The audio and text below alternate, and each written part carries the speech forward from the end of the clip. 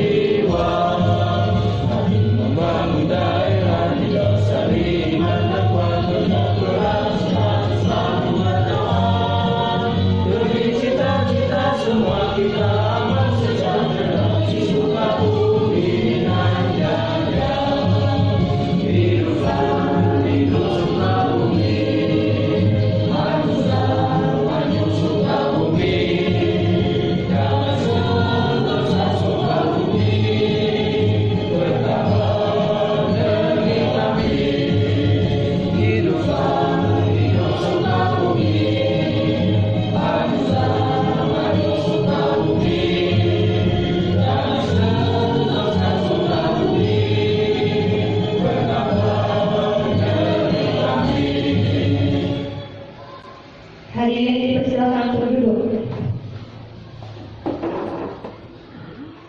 Acara selanjutnya yakni sambutan yang akan disampaikan oleh Ibu Kepala Sekolah, Ibu Iko Rofiko SPD. Kepadanya dipersilakan. Bismillahirrahmanirrahim. Assalamualaikum warahmatullahi wabarakatuh. Waalaikumsalam warahmatullahi wabarakatuh. Puji dan syukur marilah kita panjatkan kehadirat Allah Subhanahu wa Ta'ala yang telah memberikan kita nikmat sehat, nikmat iman, dan nikmat Islam. Sholawat serta salam semoga dilimpah curahkan kepada Nabi kita, Nabi Muhammad Sallallahu Alaihi Wasallam, kepada keluarganya, kepada para sahabatnya, dan juga kepada kita semua. Alhamdulillah pada hari ini, hari Jumat, kita bisa berkumpul dalam kegiatan seminar diseminasi budaya positif yang akan dibawakan pematerinya langsung oleh CGP Angkatan 6, yaitu Bu Rina Suhartina SPD dari SD 3 Nyambuet. Semoga dengan kegiatan ini membawa positif ya kepada guru-guru yang lain, bisa maksudnya termotivasi untuk mengikuti kegiatan CGP. Dan budaya positif itu memang harus dikembangkan, ya, harus dikembangkan, harus dibiasakan, ya. Jangan sampai punah. Jadi harus tetap dilaksanakan budaya positif itu, dan jauh lebih baik lagi dengan adanya Bu Hajirina nanti akan menyampaikan materi, semoga bisa dicermati, ya, dan nanti bisa direalisasikan di sekolah. Ya, artinya tidak hanya guru CGP saja yang sekarang mengikuti pelatihan atau seminar dengan Bu Hajirina bisa melaksanakan kegiatan tersebut di kelasnya masing-masing.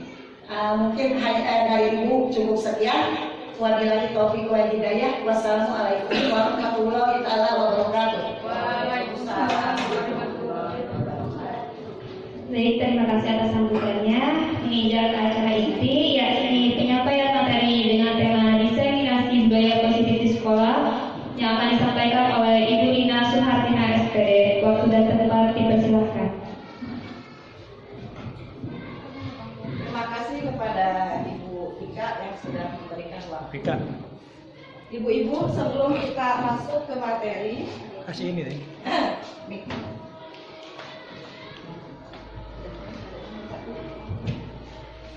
halo, ibu-ibu, sebelum kita masuk ke materi pelatihan yang akan diberikan, sebaiknya kita mempergunakan yel-yel dulu ya untuk yang bertiga. Misalkan kata saya dibilang, yang SD yang bertiga, guru hebat berprestasi, gitu ya?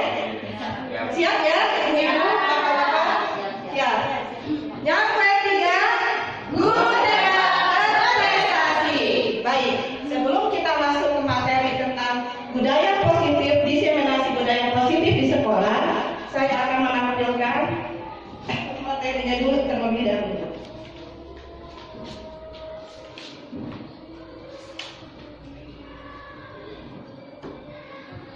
Nah, sekarang sebelum mulai ke materi, ada yang mau saya tanyakan ya kepada ibu bapak guru. Apa itu budaya positif di sekolah? Ada yang tahu tidak ibu bapak apa itu budaya positif di sekolah?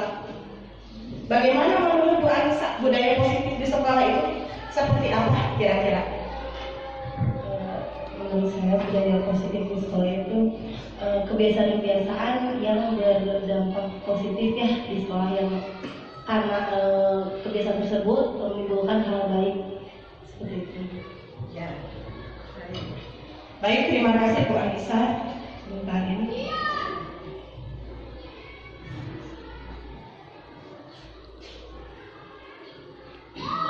Baik, budaya positif itu adalah sesuatu atau kebiasaan positif yang ada di sekolah. Ya, betul ya Bu Anissa ya.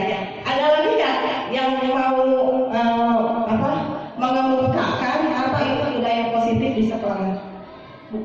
Bu Nuri mau? Silakan.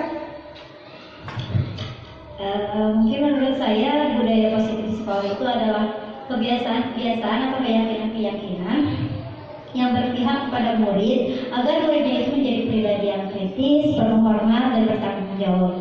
Mungkin itu jawaban dari saya. Terima kasih. Makasih Bu Ruli, hebat-hebatnya alhamdulillah. Jadi sebelum materi saya udah pada tahu ya ternyata guru-guru itu apa itu budaya positif di sekolah. Baik Ibu dan Bapak, sebelum kita masuk ke budaya positif di sekolah, saya mau membuat tes breaking ya sebentar untuk Ibu dan Bapak guru. Silakan Ibu dan Bapak guru berpasang-pasangan berdua ya boleh. Silakan Ibu Anissa sama siapa? Pak Daud sama siapa? Boleh di depan boleh. Boleh Bu Caca sama Pak Daud boleh atau sama Bu Pika? Oh Pak Daud tidak. Baik boleh ke depan Ibu Bapak silakan maju ke depan. Jadi kita sebelum mulai materi kita mulai dulu ya. Kita berlatih dulu sebentar. Maka ke sini berbalik silakan. Bu Anissa sama siapa? Berdua. Nah, silakan Ibu sama itu saling berhadapan-hadapan. Sekarang Ibu menggenggam tangan masing-masing. Mau Ibu Anissa dulu atau Ibu Indah dulu, Bu Rafika atau Bu Salsa, Bu Nuri atau Bu Yati yang mau menggenggam tangan terlebih dahulu. Siapa yang mau menggenggam tangan? Ini Bu Anissa, yang ini siapa? Bu Salsa, yang ini siapa? Bu Nuri, silakan. Tugas yang tidak menggenggam mencoba untuk membuka tangannya Ibu guru yang menggenggam tangan. Bagaimana caranya membuka tangan tersebut? Mau dikasih buku apa? Mau dikasih bujukan? Mau dikasih uang? Ibaratnya mau dihati? Mau dimaki-maki? Terserah. Bagaimana caranya membuka tangan tersebut? Silakan Ibu Bapak membuka tangan tersebut. Maka Ibu Bapak gimana caranya? Saya kasih waktu ya, silakan. Gimana caranya membuka? Bagaimana caranya? Silakan Ibu Bapak pikirkan sendiri. Ayo gimana caranya? Tolong dibuka. Ayo. Boleh ditunjuk, boleh diri. Bagaimana itu caranya?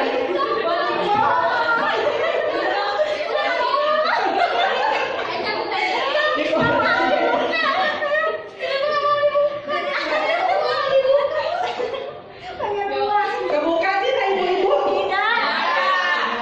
Sekarang gantian. Coba. Sekarang yang tadi menggenggam sekarang coba buka. Gimana caranya terserah. Pokoknya gimana caranya membuka sampai tangannya yang digenggam oleh Ibu guru tersebut terbuka. Gimana caranya? Usahakan dibuka caranya.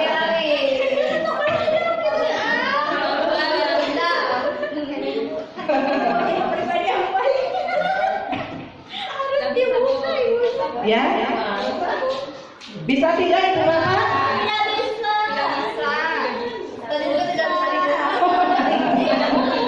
Bapak? Oh kebuka? Oh ya, alhamdulillah. Aku bisa pintar, menuju pintar ya.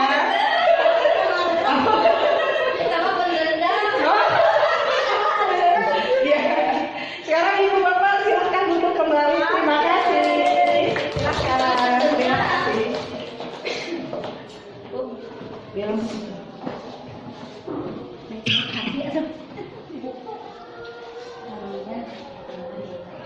Pak Iki mau dimatiin dulu sebentar. Tadi sudah membicarakan tentang budaya positif di sekolah ya, dari Bu Anissa sudah memaparkan, Bu Nuri sudah memberi tanggapan. Terus kita masuk ke yang selanjutnya.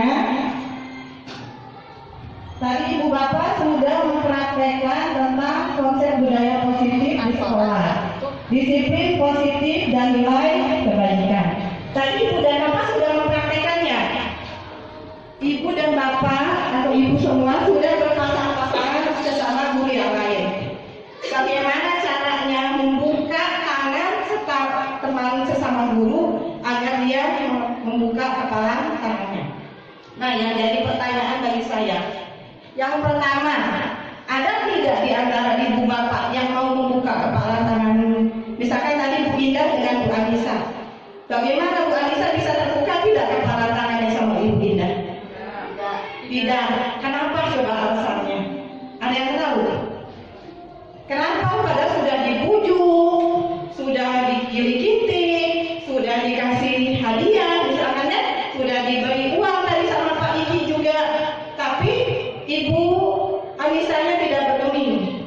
Dan selanjutnya saya lihat tadi Ibu Anissa kan tidak bisa membuka, tidak mau ya membuka tangannya oleh Ibu Indah. Begitu pula dengan ibu-ibu yang lainnya. Terus pertanyaan yang kedua, tadi sebetulnya belum dijawabnya kenapa? Karena tidak mau.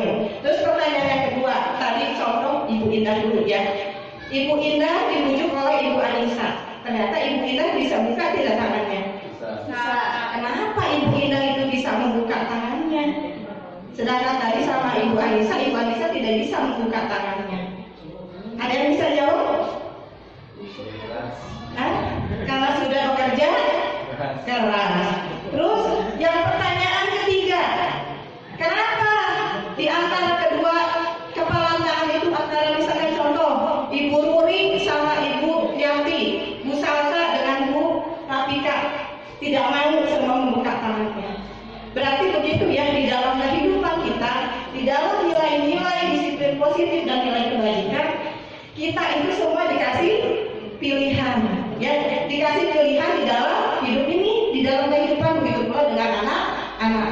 Jadi di sini kita bisa menyimpulkan bahwa kenapa kepala tangan itu bisa terbuka? Karena kita sebagai misalnya contoh Ibu Indah mengizinkan Bu Anissa dengan berbagai cara untuk membuka kepala tangannya. Dan Bu Anissa dalam posisi tadi menutup, tidak mengizinkan orang lain untuk membuka kepala tangannya. Itu kenapa? Karena posisi kontrol kita itu kita sendiri yang menentukan, bukan orang lain. Begitu pula dalam kegiatan sehari-hari di kelas. Kenapa murid kita apabila kita kasih pelajaran, mereka mau nurut? Karena apa? Karena kebutuhan. Karena kebutuhannya mendapatkan materi dari ibu guru. Dia membuka hatinya, membuka dirinya, mengizinkan dirinya untuk mendapatkan materi dari ibu guru. Tapi ada satu saat siswa tersebut tidak mau menerima pelajaran dengan posisi apa? Aku tak adu. Apa yang diberikan oleh ibu gurunya, dia tidak mau. Dia tidak mau memahami, tidak mau mendengar. Karena faktor apa? Mungkin lagi ada masalah di rumahnya. Mungkin dia sendiri dalam posisi yang lagi tidak siap. Jadi keseluruhan dapat kita simpulkan bahwa sesuatu atau kontrol diri yang diberikan oleh orang lain itu yang menentukan adalah kita sendiri. Orang lain tidak bisa mengontrol diri kita sendiri. Yang bisa mengontrol diri kita sendiri adalah diri kita sendiri. Ya, paham ya Ibu Bapak ya? Nah, selanjutnya dari disiplin positif dan nilai kebaikan tersebut, pengertiannya apa? Merupakan penanaman perilaku positif pada diri murid sehingga menjadi kontrol yang baik apabila perilaku tersebut telah menjadi pembiasaan sehari-hari, ya. Jadi apa itu disiplin positif? Disiplin positif itu adalah apa tadi Ibu Bapak? Jadi tadi kan kata Bu Anissa sama Bu Nuri, pembiasaan sehari-hari. Jadi setelah Ibu dan Bapak tahu pengertian disiplin positif itu merupakan kontrol diri kita, bahwa yang mengontrol diri kita itu adalah diri kita sendiri. Jadi sekarang sudah ada pencerahan bagaimana pengertian dari disiplin positif itu sendiri. Menurut Bu Indah bagaimana?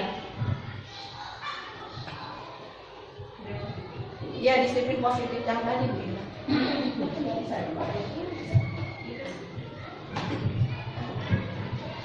Dengan kasus yang tadi bagaimana menurut Bu Indah disiplin positif? Jadi disiplin positif itu menurut saya berasal dari dalam diri kita sendiri. Kalau kita membuka diri karena butuh bahwa hidup ini harus disiplin karena suatu tujuan, maka kita akan disiplin. Karena selain untuk diri kita, kalau kita disiplin, itu juga akan berimbas kepada orang lain. Kalau kita tidak disiplin, maka akan merugikan orang lain. Tapi kalau kita disiplin, selain membawa dampak positif kepada diri kita, maka akan membawa dampak positif juga kepada orang lain yang berawal dari diri kita sendiri, Ya, bukan dari orang lain. ya betul Bu Ina ya. Berikan aplaus untuk Ibu Ina. Arti disiplin positif itu disiplin yang ada pada diri kita sendiri, orang lain tidak bisa mengontrol perilaku kita. Nah, dari disiplin positif tersebut, apa nilai kebajikannya dari disiplin positif tersebut? Nilai kebajikan itu adalah sifat-sifat positif yang ingin dicapai oleh seseorang untuk mencapai tujuannya tertentu atau mencapai tujuan yang mereka inginkan. Kita semua di sini berfokus pada murid ya. Jadi nilai kebajikan apa yang dapat diambil dari disiplin positif tersebut? Nilai kebajikan yang bisa kita ambil dari disiplin positif tersebut adalah untuk mendapatkan sifat-sifat positif yang diinginkan oleh seseorang untuk mencapai tujuan tertentu. Paham ya Ibu Bapak? Atau ada yang masih belum paham? Ya, terima kasih. Selanjutnya, kita masuk ke konsep budaya positif yang nomor selanjutnya. Motivasi, hukuman, dan penghargaan. Nah, di dalam motivasi, hukuman, dan penghargaan ini ada yang namanya kebutuhan-kebutuhan ya. Ada yang namanya 3 teori motivasi. Sebelum masuk ke teori motivasi tersebut, misalkan gini, ada pertanyaan. Apabila kita akan bepergian mempergunakan sepeda motor, biasanya kita akan melakukan apa? Memakai apa saja kira-kira biar kita tidak biar selamat di perjalanan? Memakai terus apa lagi? Memakai jaket, membawa STNK dan SIM, membawa apa lagi? Pakai sepatu. Ya, boleh. Apa lagi?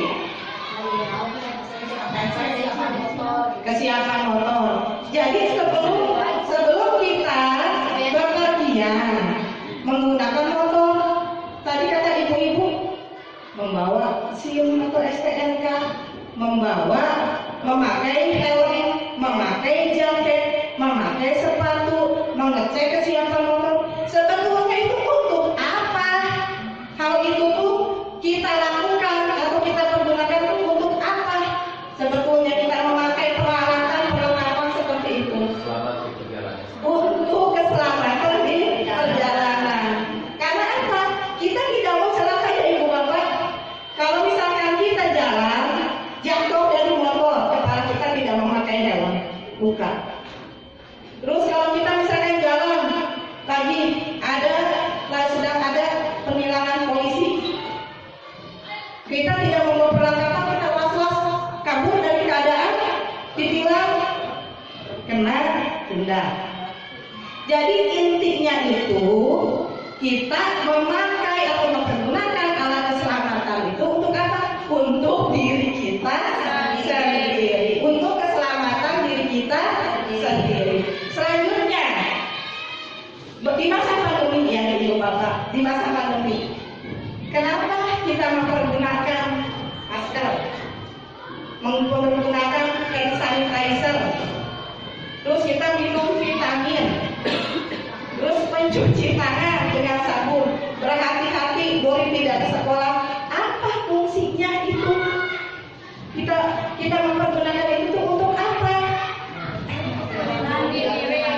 Untuk kesehatan diri kita sendiri, untuk keselamatan diri kita sendiri, untuk kebutuhan diri kita sendiri. Nah, itu ya Ibu Bapak. Jadi kita mempergunakan atau kita mencapai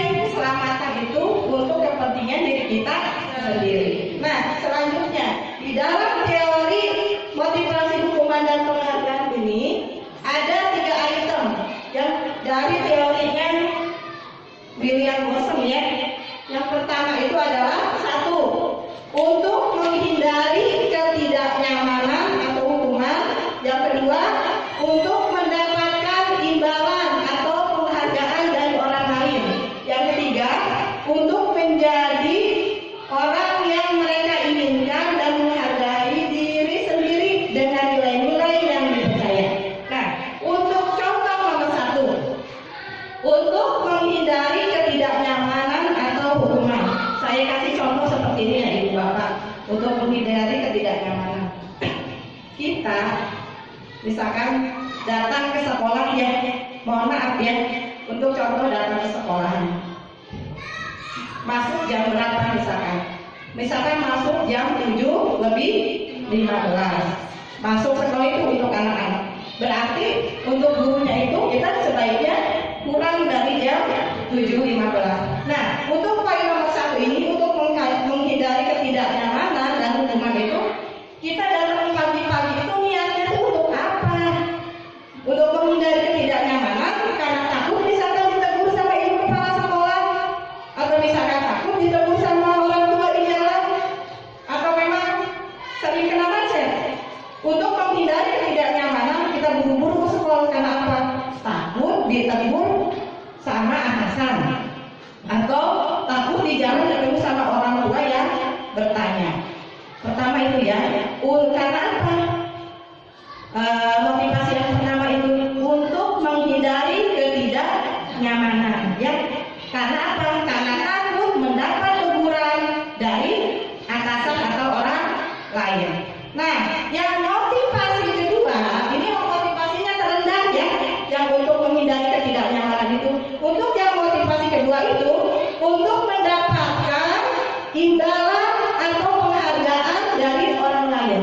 Nah, motivasi yang kedua ini, saya datang pagi-pagi, saya datang jam 6:30 untuk apa? Nanti juga saya kan dilihat misalkan sama ibu kepala sekolah atau sama atasan saya bahwa saya datangnya pagi-pagi. Nanti mudah-mudahan saya mendapatkan imbalan dari ibu sebagai guru yang berprestasi, sebagai guru yang rajin ke sekolah, guru yang tidak telat ke sekolah. Itu untuk apa? Untuk mendapatkan imbalan. Terus bagaimana kalau misalkan ibu kepala sekolah kita misalkan diam aja, tidak peduli, tidak memberikan imbalan, tidak memberikan penghargaan, apakah kita akan sakit hati?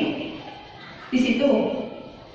Bagaimana menurut Ibu Bapak? Kalau misalkan kayak udah datang nih pagi-pagi jam 6:30, ya tapi di rumah biasa aja, meninggal ngasih penghargaan, misalkan contoh maaf ya Ibu Bapak, Ibu Rina nggak udah datang pagi-pagi, tapi ya ternyata ibu kepala sekolahnya biasa-biasa aja, misalkan contoh.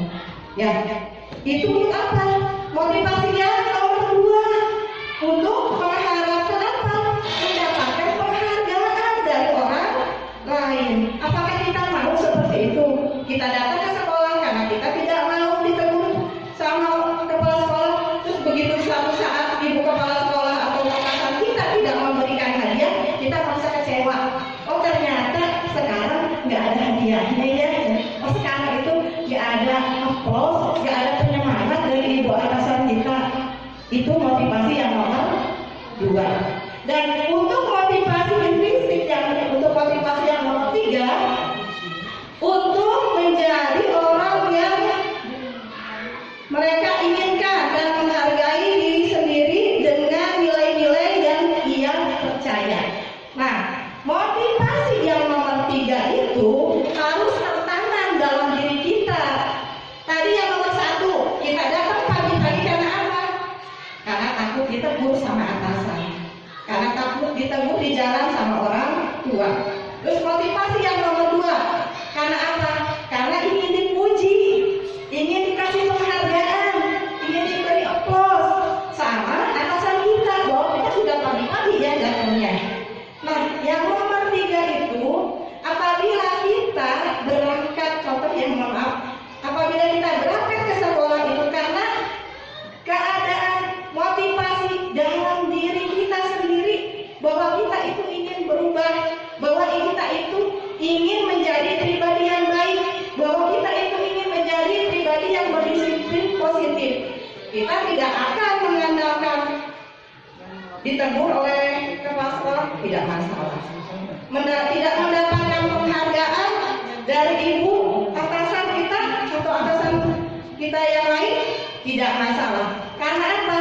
Karena tanam dalam diri kita bahwa kita mau datang ke sekolah itu, kita mau belajar, mau mengajar kepada murid-murid kita. Kita mau menjadikan kita sebagai teladan kepada murid-murid kita bahwa kita itu guru yang baik, guru yang berdisiplin, guru yang positif. Harus tertanam dalam diri kita ya posisi seperti itu. Jadi kalau kita mau datang ke sekolah, tidak ada embel-embel yang lain.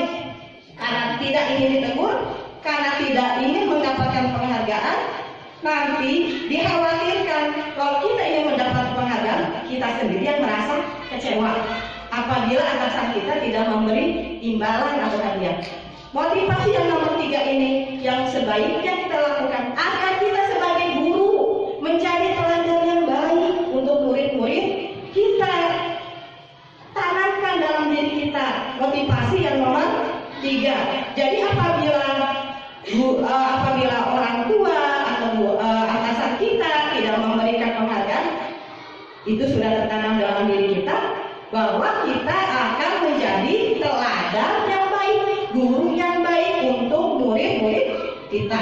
Karena niat kita sebagai guru itu untuk apa? Sebagai pembelajar, menuntun, membimbing, melayani murid-murid kita agar mereka tidak salah di dalam perjalanannya, tidak salah di dalam mencapai cita-citanya, menuntun mereka agar mencapai cita-citanya sesuai yang mereka inginkan. Paham ya Ibu Bapak dulu ya? Apakah masih bersemangat Ibu Bapak? Ayo kita sekali lagi. Yang ketiga, guru hebat berprestasi. Baik, kita selanjutnya ke materi yang nomor 3. Keyakinan kelas. Keyakinan di kelas itu merupakan daya kontrol murid agar selalu diingatkan dalam keseharian setiap melakukan tindakan yang kurang sesuai dengan keyakinan kelas. Jadi keyakinan kelas itu seperti ini Ibu Bapak ya. Di dalam kelas kita suka ada tulisan tata tertib di kelas. Sebetulnya kalau tata tertib itu sifatnya bukan menghukum ya. Mungkin kesepakatannya baru satu, kesepakatan dari pihak guru. Kalau keyakinan kelas itu antara guru dengan siswa, kita bersepakat bareng-bareng. Mau apa nih kelas kita? Mau jadi apa kelas kita? Anak-anaknya mau seperti apa di kelas kita? Jadi ini keyakinan kelas itu. Misalkan saya kasih contoh di kelas 1. Kan murid-murid di kelas 1 itu banyak yang tidak bisa dianya. Kita bikin dulu keyakinan kelas. Keyakinan kelas itu bukan peraturan ya. Keyakinan kelas itu adalah kesepakatan antara guru dengan murid, curah pendapat antara guru dengan siswa, dengan murid-murid kita. Dan di situ tidak ada yang salah ya. Semuanya itu benar. Kenapa? Kalau tata tertib ada hukumannya, peraturan ada hukumannya. Kalau misalkan tata tertib dilarang membuang sampah sembarangan, begitu siswa kita atau murid kita membuang sampahnya atau taruh di dalam kelas di kolong meja, ada konsekuensinya bahwa dia, misalkan kita mempunyai poin, bahwa dia akan diberi poin yang akan mempengaruhi murid tersebut. Apabila murid datang terlambat, misalkan masuk ke dalam kelas jam 7.15. Kalau tata tertib masuk di kelas jam 7.15. Begitu anak jam 7.30 masuk, itu lihat tata tertibnya jam 7.15, berarti anak itu sudah masuk ke kesiangan. Kalau keyakinan kelas itu sifatnya saling menguntungkan satu sama lain. Gurunya beruntung, muridnya beruntung. Kenapa? Karena antara guru dan murid itu sudah sepakat untuk membuat keyakinan kelas. Contohnya seperti ini ya, Ibu Bapak ya. Keyakinan merupakan daya kontrol murid agar selalu diingatkan dalam keseharian tindakan melalui tindakan yang kurang sesuai dengan keyakinan kelas. Misalkan gini, dalam proses diskusi, contoh ya, sebelum diskusi dimulai, kita akan membuat keyakinan kelas. Pertama apa?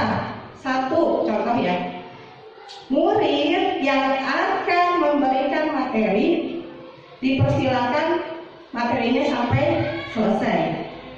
Siswa yang lain tidak boleh menanggapi, tidak boleh memberikan pertanyaan kalau tidak diperkenankan, ya. Misalkan gitu. Terus jalan di koridor kelas, dilarang berlari-lari di koridor kelas. Itu tata tertib. Tapi kalau keyakinan kelas, berjalanlah di koridor kelas. Ya, Ibu Bapak lebih enak ya. Jangan lari-lari, kesannya memberikan hukuman. Tapi berjalanlah di koridor kelas. Ya, terus seperti yang diskusi tadi, bertanyalah apabila dipersilahkan. Jadi yang lain memberikan pertanyaan, nanti berilah tanggapan sesudah diperkenankan oleh moderator. Seperti itu ya, itu keyakinan kelas. Jadi keyakinan kelas itu semuanya bersifat positif, tidak ada yang negatif. Baik Ibu Bapak, mengerti tidak cara membuat keyakinan kelas sampai di sini? Menurut Ibu Bapak dan guru, keyakinan kelas itu tadi seperti apa? Coba Bu, siapa yang mau memberikan pendapat keyakinan kelas tadi? Bu Salsa mungkin? Ya, baik. Menurut saya keyakinan kelas adalah kesepakatan antara guru dengan murid di dalam suatu kelas. Contohnya seperti akan dilakukannya pembelajaran pada siswa secara berkelompok, lalu murid yang tidak diperkenankan untuk murid yang tidak diperkenankan bertanya pada kelompok, tidak boleh diperkenankan dulu jika guru membuka diskusi. Ya, terima kasih Bu Sasa. Baik ya, Ibu Bapak. Sekarang ada tidak bayangannya apa itu keyakinan kelas? Bayangannya cara membuat keyakinan kelasnya, kira-kira Ibu Bapak ada bayangan? Coba ya, kalau gitu nanti saya coba membuat keyakinan kelas. Ya, boleh. Boleh. Mau satu, mau dua silakan. Mau berapa Ibu Bapak? Mau berapa Ibu Bapak? Ibu mau ikutan juga Ibu? Boleh Bu. Ya, ada warna ini. Silakan. Yang sudah selesai boleh ditempelkan keyakinan kelasnya untuk siswa. Unik itu artinya sejahtera.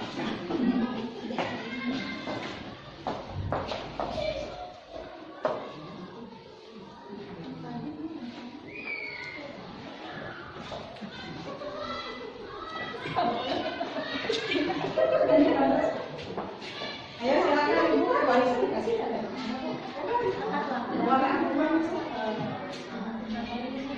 Keyakinan kelas yang tadi. Silakan Pak Daud.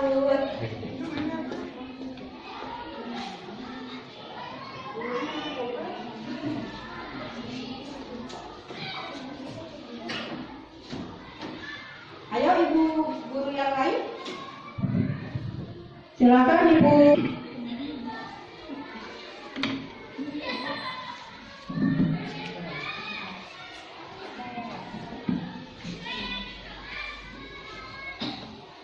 Ibu menunjuk dulu pada itu.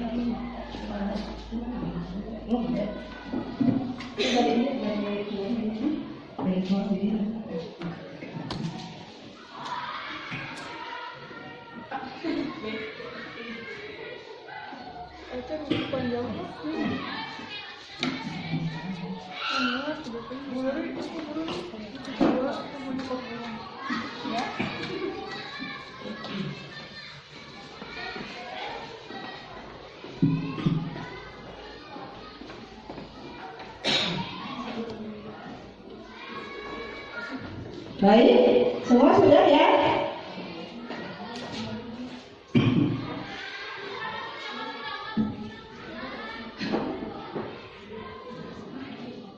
Ya, akan saya bacakan keyakinan kelas. Oh, tidak dikasih nama ya ini. Yang atas ini keyakinan kelasnya yang punya bidang ya? Silahkan kerjakan soal dengan jujur ya. Itu keyakinan kelas, tidak hukum ya, tidak menghakimi. Selanjutnya ini yang punya siapa? Bu Ruri, mengerjakan tugas tepat waktu.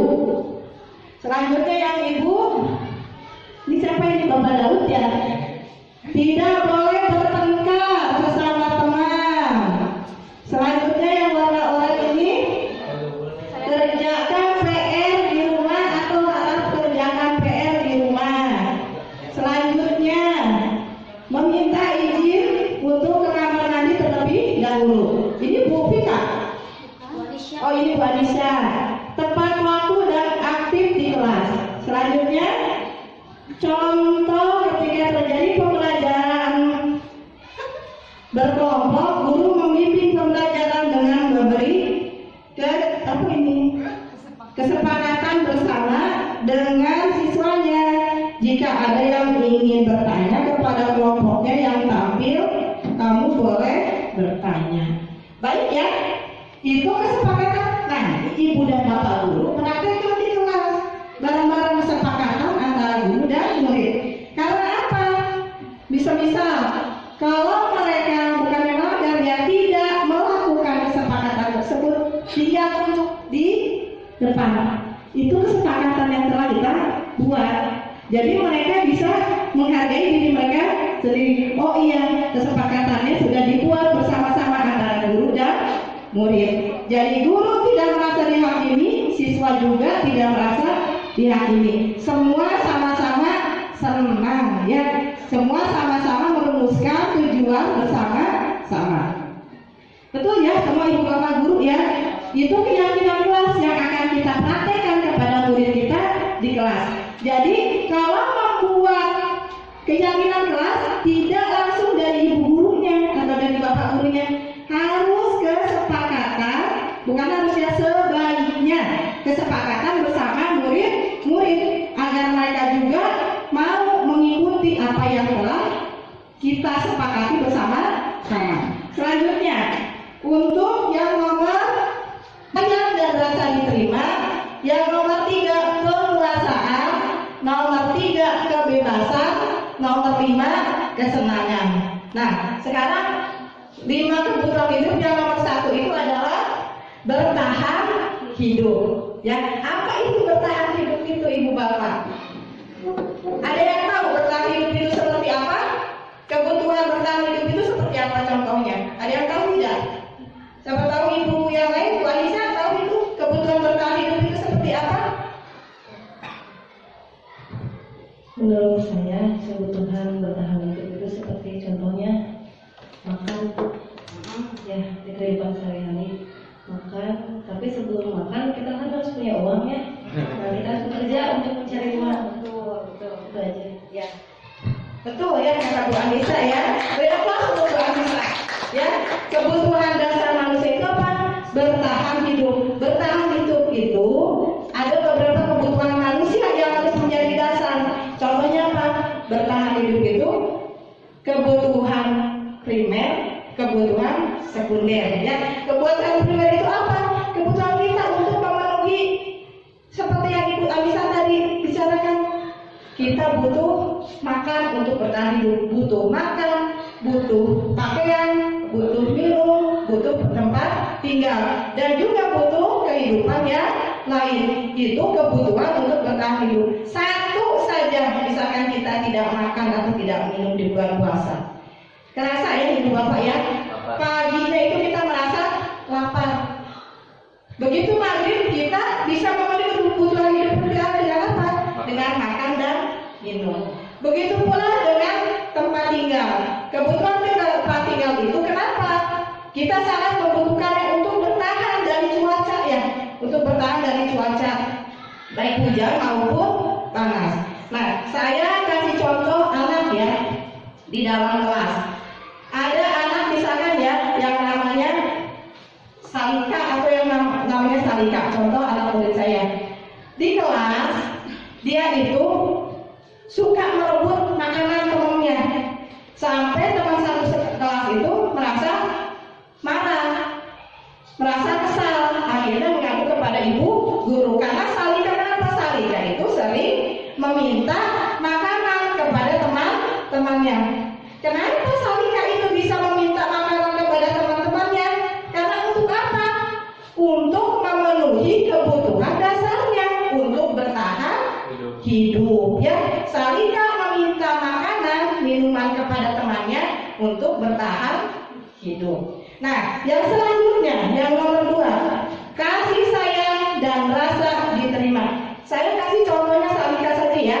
Nah, kasih sayang dan rasa diterima. Salika itu sudah meminta makanan kepada temannya. Kenapa dia itu meminta makanan kepada temannya? Karena apa? Karena kurang kasih sayang. Karena pengen apa? Pengen diperhatikan oleh teman-temannya. Oh, dengan saya berbuat seperti ini, mudah-mudahan saya diperhatikan sama teman-teman saya. Dengan cara apa? Dengan cara meminta makan kepada temannya. Padahal orang tuanya sendiri sudah memberikan bekal makanan kepada Salika. Tapi Salika tidak mau. Pertama mungkin karena bosan, keduanya karena makanannya itu saja, atau siapa tahu dia memang belum diberi makan oleh orang tuanya.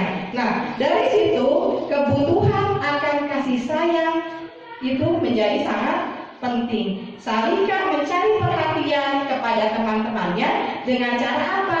Dengan cara merebut makanannya agar diperhatikan oleh teman-temannya. Dan yang selanjutnya nomor 3, penguasaan. Kenapa Salika itu pertama meminta makan karena pengen mencoba makanan temannya. Yang kedua karena kurang kasih sayang. Yang ketiga penguasaan. Penguasaan itu apa? Saya hebat. Saya merasa bisa meminta makanan kepada teman saya. Karena apa? Teman-teman saya pasti takut, pasti ngasih makanan di sama saya. Nanti kalau nggak ngasih nanti saya pukul, nanti saya marahin, nanti tidak dikasih tahu pelajarannya. Karena apa? Karena penguasaan dalam dirinya. Penguasaan dalam dirinya itu dia pengen diakui, kepingin diakui oleh teman-temannya. Jadi dia melakukan hal seperti itu. Dan selanjutnya, kebutuhan dasar manusia kebebasan. Nah, sesudah tadi penguasa pengen diakui oleh temannya, dia itu merasa apa? Merasa bebas melakukan apa yang dia inginkan. Bahwa dengan melakukan kebebasan itu, semua teman-temannya pasti mengikuti, pasti mengakui dia mempunyai teman, dia merasa diperhatikan dengan cara kebebasan tersebut. Dengan seperti itu, pasti teman-temannya memperhatikan. Ada yang nangis, ada yang pasti mengadu kepada ibu gurunya, ada yang mana lagi, ada yang mungkin diam saja. Dengan cara apa? Memberikan makanan terus-menerus kepada Salika. Kebutuhan yang nomor 5 adalah kesenangan. Siapa tahu orang tuanya dengan memberikan bekal makanan kepada dia, siapa tahu ya orang tuanya itu bervariasi karena dia pengen senang, dia merasa bahagia. Bahagianya karena apa? Karena orang lain itu sudah apa? Sudah memberikan makanannya meskipun dengan cara yang tidak wajar, yang tidak semestinya.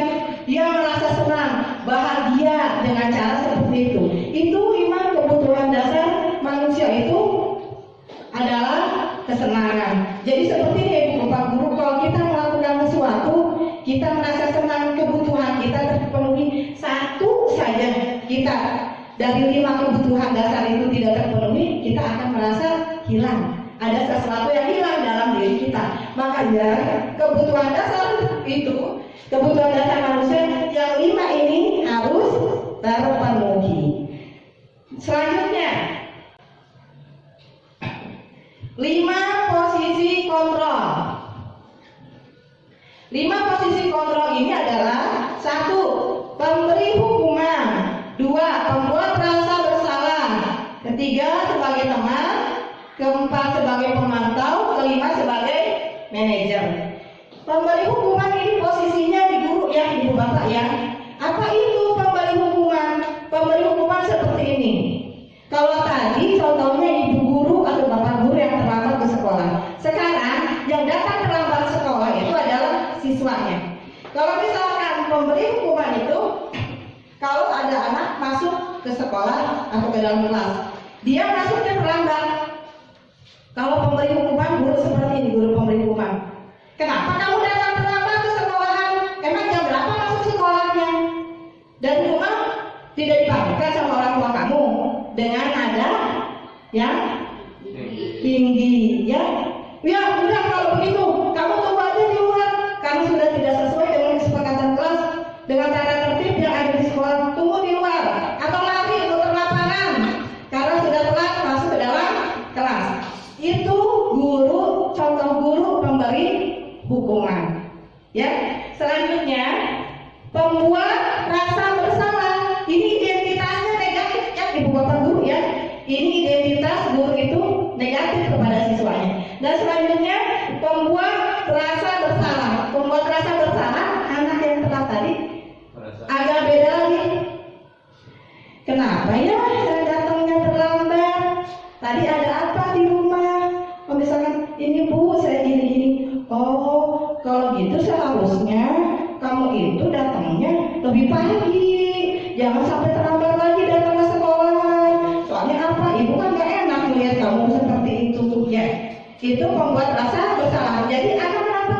Anak itu merasa tidak enak, merasa tidak nyaman. Itu identitas negatif. Nah, yang identitas yang ketiga, keempat, dan kelima ini identitas positif. Guru sebagai teman. Guru sebagai teman ini seperti ini ya, ibu bapak. Anak yang terlambat datang ke sekolah tadi, udah sebagai teman aja. Ayo sini, kenapa tadi? Misalkan kamu itu terlambat sekolah. Oh gini pak, atau ibu, saya tadi kan ibu saya telat membangunkan. Oh gitu ya. Nanti kalau misalkan kamu telat lagi, jangan terlalu lama telatnya. Atau nanti bilang ibu sama bapak guru harus bagaimana ke yang lain. Jadi itu sebagai teman. Jadi kita memposisikan diri kita kepada murid sebagai teman. Tapi ada sisi yang membuat kita itu di posisi teman ini. Bagaimana kalau ini berlakunya untuk guru yang lain? Mungkin siswa tersebut ke kita sebagai gurunya bisa ya, bisa sebagai teman. Tapi suatu saat apabila ibu guru atau bapak guru itu tidak ada, siswa tersebut juga tetap aja tidak bisa ya, karena setiap orang itu berbeda. Jadi ada ketergantungan siswa tersebut kepada ibu guru atau bapak guru tersebut. Nah, selanjutnya konsep dasarnya sebagai pemantau. Kalau sebagai pemantau itu di dalam kelas, ibu bapak kan sudah membuat keyakinan kelas. Sebagai pemantau ini, itu udah anak itu telat datang kan tadi ke sekolahannya, dipanggil, ayo sini, Bang, coba lihat, kenapa kamu terlambat datang ke sekolah? Karena begini, orang tua tidak membangunkan, kata orang tuanya bekerja. Oke, ibu masih bisa memahami ya bahwa kamu terlambat karena orang tua tidak membangunkan. Tapi kamu lihat atau kamu perhatikan, atau kan kita waktu itu sudah membuat ya keyakinan kelasnya. Coba dibaca. Kalau terlambat datang 15 menit itu seperti apa? Oh, kalau datang terlambat 15 menit itu Bu, saya masih harus belajar menambah waktu saya di dalam kelas selama 15 menit. Jadi kalau ada siswa yang istirahat, saya tidak istirahat. Karena apa? Karena kesepakatannya bahwa siswa tersebut harus menambah waktu lagi selama 15 menit. Nah, di posisi sebagai pemantau tersebut, siswa mungkin menjalani sesuai dengan keyakinan kelasnya, menjalaninya, tapi di dalam dirinya dia juga pasti berpikir, teman-teman aku pada istirahat semua di luar kelas, sedangkan aku masih di dalam kelas. Ada rasa tidak nyaman karena jam istirahat murid tersebut atau siswa tersebut terpotong karena dia sudah membuat kesepakatan dengan guru tersebut. Terus bagaimana posisi gurunya? Apakah meninggalkan murid tersebut di kelas? Tidak, ya. Kita harus menunggu juga sampai murid tersebut, karena kita sebagai pemantau. Jadi apabila murid tersebut di dalam kelas itu tidak istirahat karena mengerjakan tugas, kita juga ada di dalam kelas, ya. Jadi jangan murid di dalam kelas, udah jangan istirahat, kamu mah 15 menit ya di dalam kelas, ibu mau ke kantor. Tidak, ya, tidak seperti itu. Kita juga sama konsekuensi kita ada di dalam kelas. Dan selanjutnya untuk posisi manajer. Posisi manajer itu, ibu bapak, sesuai dengan kesepakatan kelas yang telah dibuat oleh ibu dan bapak guru, kita posisikan sebagai guru yang posisi manajer yang murid tersebut bisa mencurahkan kenapa dia itu bisa telat, dan kita bertanya seperti ini, kenapa kamu bisa telat, apa yang menyebabkan bisa datang terlambat ke sekolah? Oh, karena orang tua saya tidak membangunkan saya, misalkan seperti itu. Oh iya, ibu paham bahwa manusia itu juga pasti mempunyai kesalahan, bahwa manusia itu juga tidak ada yang sempurna. Terus nanti ditanyakan identitas murid tersebut kenapa terlambat, dan dengan menstabilkan identitas, validasi kesalahannya karena tidak dibangun awal. Nanti ditanyakan siapa yang bisa membangunkan siswa tersebut agar tidak terlambat ke sekolah. Nah, sesudah di situ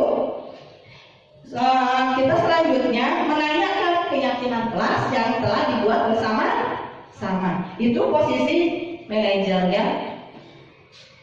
Nah, itu posisi kontrol ya. Ada yang mau ditanyakan ibu bapak guru? Apakah sudah paham semuanya? Insya Allah, ya. Paham. Selanjutnya yang terakhir, segitiga restitusi. Nah, dari keseluruhan konsep budaya positif itu, baik disiplin positif dan nilai kebajikan, motivasi, hukuman dan penghargaan, keyakinan kelas, 5 kebutuhan dasar manusia, 5 posisi kontrol, itu semua mengerucut, ya ibu bapak, di segitiga restitusi. Apa itu segitiga restitusi itu? Merupakan proses konseling pada murid dengan tahap menstabilkan identitas, validasi tindakan yang salah, dan menanyakan keyakinan. Contohnya seperti ini. Ini segitiga restitusi. Segitiga restitusi itu apa?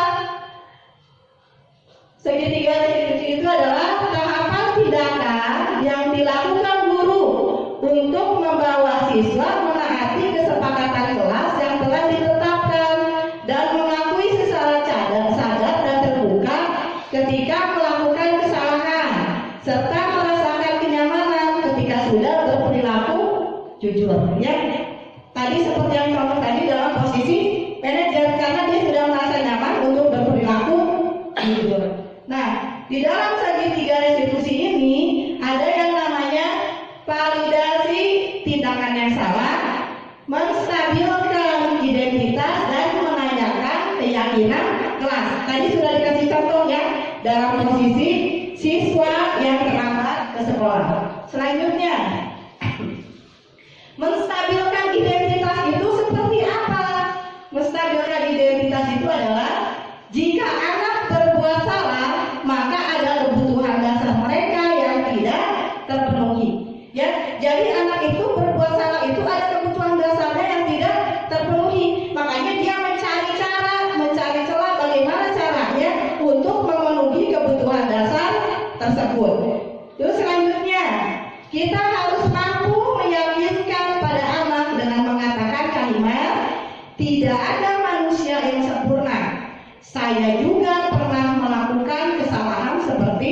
Itu ya Ibu Bapak ya.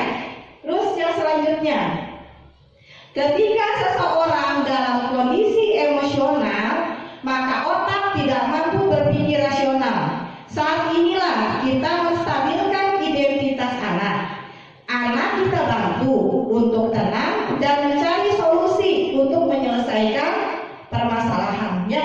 Jadi kalau dalam posisi emosi itu kita tidak, jangankan siswa, kita sendiri aja tidak bisa berpikir secara positif. Yang ada emosi kita semakin bertambah dan bertambah. Ya. Selanjutnya, apa itu validasi tindakan yang salah?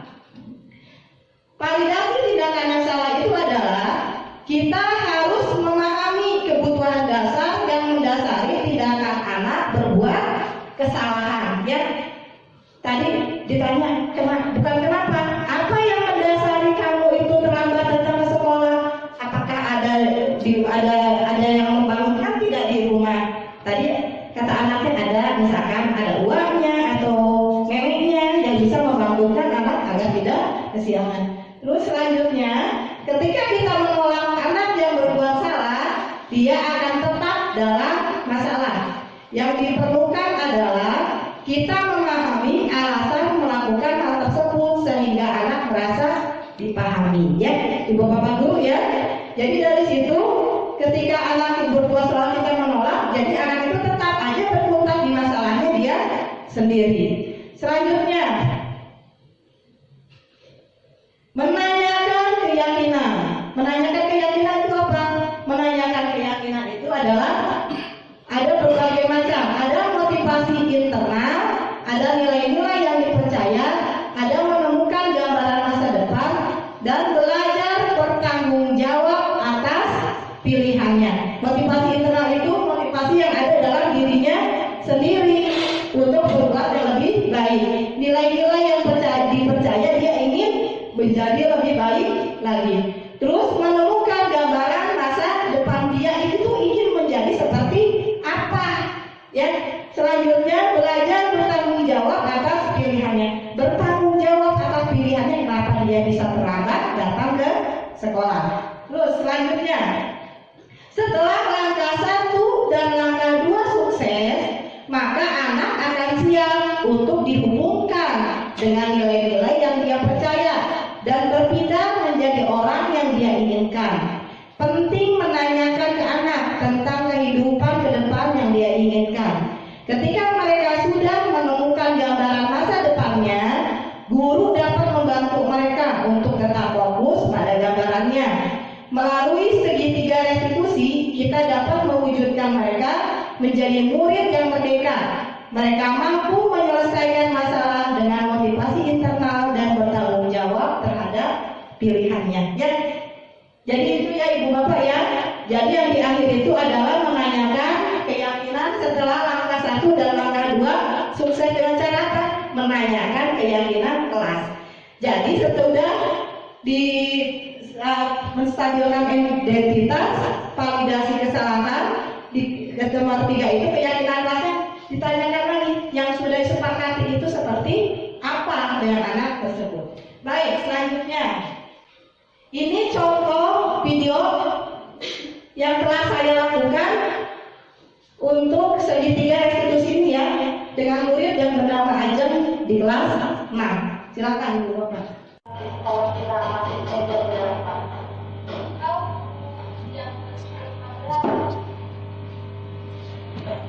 Nah, Ajeng kan sudah tahu peraturan sekolah itu masih tidak bisa.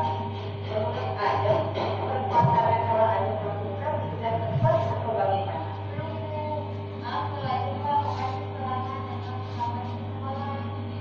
Berbuat salah itu tidak apa-apa. Kita sebagai manusia tidak ada yang sempurna. Nah,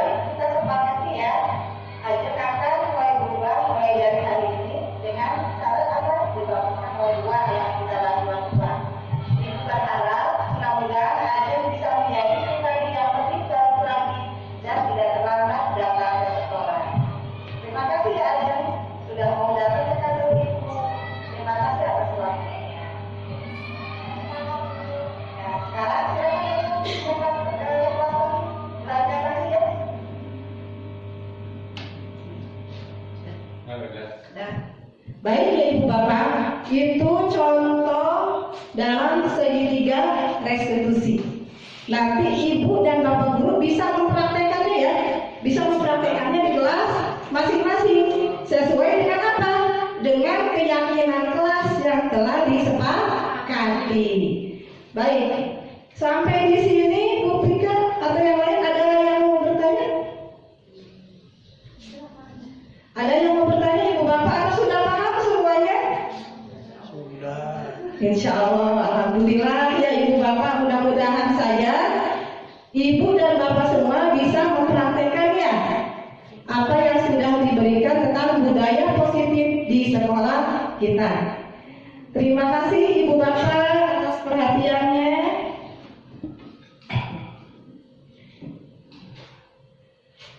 Nanti dipraktekannya di sekolah saja ya, di kelas masing-masing. Terima kasih atas perhatiannya dan kerjasamanya. Baik, ditutup Bu Pika, saya kembalikan ke Ibu Pika. Baik, beri tepuk tangannya kepada Ibu Rina. Jadi masih semangat Ibu Bapak.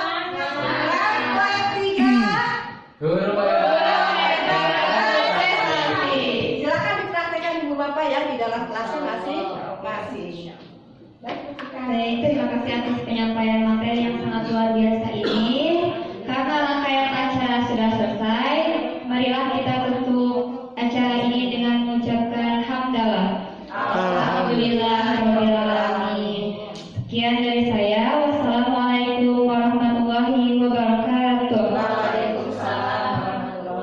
Assalamualaikum warahmatullahi wabarakatuh. Sebelumnya saya ucapkan terima kasih kepada Ibu Haji Rina Suhartina SPD yang telah melaksanakan diseminasi budaya positif di SDN 3 Nyangkoek sebagai rangkaian dari program calon guru penggerak angkatan 6. Alhamdulillah acara diseminasi tersebut bisa berjalan dengan lancar. Harapan kami guru-guru SDN 3 Nyangkoek dengan adanya acara tersebut betul-betul bisa berdampak pada budaya atau pelaksanaan budaya positif di SDN 3 Nyangkoek. Sekian tanggapan dari saya. Wassalamualaikum warahmatullahi wabarakatuh. Assalamualaikum warahmatullahi wabarakatuh. Perkenalkan, nama saya Rafikati Marianti, selaku guru kelas 5B di SDN 3 Nyangkoek. Tanggapan saya terhadap acara seminar diseminasi budaya positif di sekolah yang disampaikan oleh Ibu Rina Suhartina SPD selaku CGP Angkatan 6. Materi yang disampaikan ini sangat menarik sekali. Saya jadi mengetahui mengenai budaya dan disiplin positif di sekolah itu seperti apa yang harus kita terapkan di lingkungan sekolah. Kemudian, adapun keyakinan kelas yang harus dibuat bersama siswa dan juga mengenai penyelesaian masalah dengan konsep segitiga restitusi. Dengan mengetahui hal tersebut, saya jadi termotivasi untuk mencoba mempraktikannya saat di kelas nanti. Sekian, wassalamualaikum warahmatullahi wabarakatuh.